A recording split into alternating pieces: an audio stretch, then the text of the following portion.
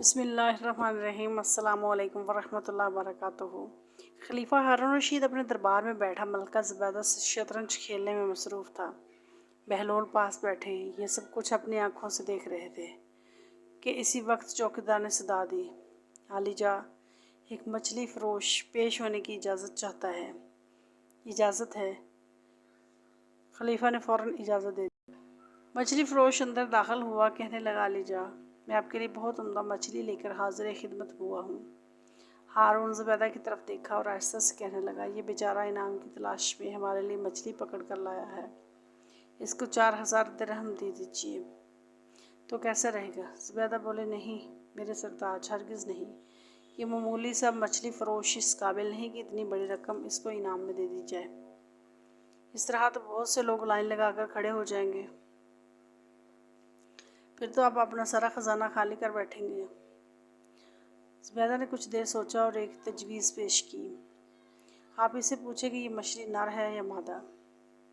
अगर वो कहे नर है तो कह देंगे नर हमें पसंद नहीं।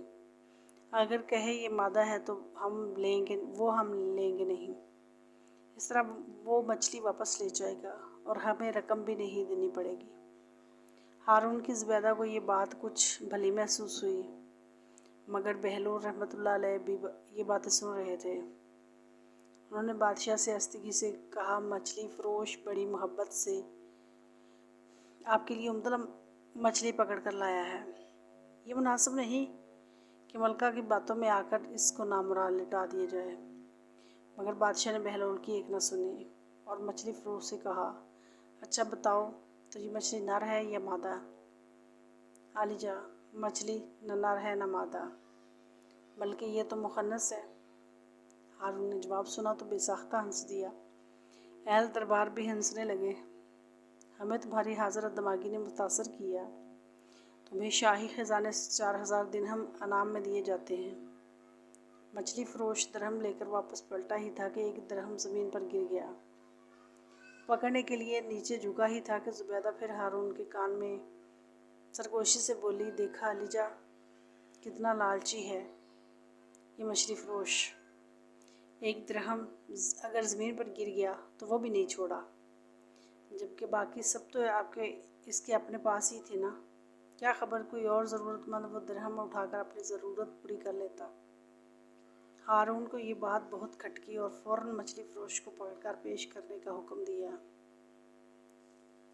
बहलोल ने भी मलका की ये बात सुन ली। आलिजा, मलका के कहने पर आप मछली फ़रोश को ना कुछ कहे, इसे जाने दे।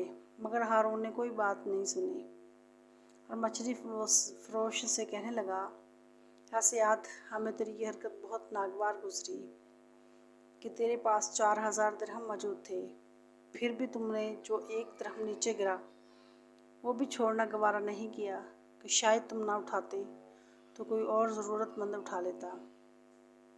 आलिजा की अमान पाऊँ तो कुछ अर्ज़ करूँ? मछली फ़रोश कहने लगा, हजूर वाला, ये ग़ुलाम पस्त फितरत नहीं बल्कि नमक की कदर करना जानता है। मैंने इसलिए वो दिरहम उठाया कि इसके एक तरफ कुरानी आयत लिखी थी, जबकि दूसरी तरफ आपका इसमें ग्रामी। तो फिर मैं कैसे सोच सकता था कि वो ज़मीन पर पड़ा रहे, इन लोगों के पाँव इस पर आते रहे। मछली फ़रोश के हाज़र दिमागी ने सारे दरबार को हैरत में डाल दिया। खलीफा बेसाख्ता बोल उठा, वाह, बहुत उम्दा जवाब दिया शिकारी, तुमने हमें बहुत महफूज किया। हारून ने ख़जानची को हुक्म दिया, इस शिकारी को 4000 दिरहम और दे दीजिए। जब मछली फ़रोश रुखसत हो गया तो हज़रत बहलोल रहमतुल्लाह अलैह ने हारून से कहा, मैं ना कहता था कि शिकारी को बार बार ना रोके। वो 4 की बजाय 8000 दिरहम लेकर जा रहा है। हारून हंस दिया, हाँ वाकई मुझे तुम्हारी बात पर गौर करना चाहिए था। मेरी वीडियो को लाइक और शेयर कीजिए, मेरा चैनल सब्सक्राइब कीजिए।